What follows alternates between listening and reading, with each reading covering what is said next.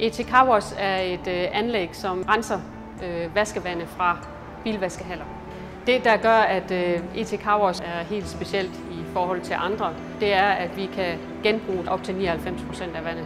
Vi har nedsat deres forbrug fra 150 liter per bilvask til 3 liter per bilvask. Det, der har været humlen, det var at kunne producere den til den pris, som bilvaskehaller vil betale for at få recyclet. Anlægget koster ikke mere end vandet gør. For kunden der er det et rigtig godt forretningskoncept. Altså i Danmark er der 2400 vaskehaller.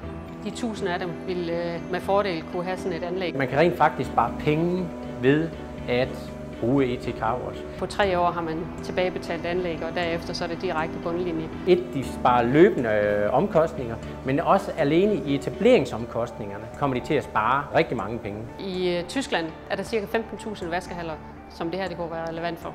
Så der er et stort perspektiv i det. Ved at tage hånd om naturen får vi et bedre produkt i sidste ende. Det vil sige, at vi lukker for kloakken og lukker for tilløb af kommunalt vand. Det er den bedste bilvaskebranche.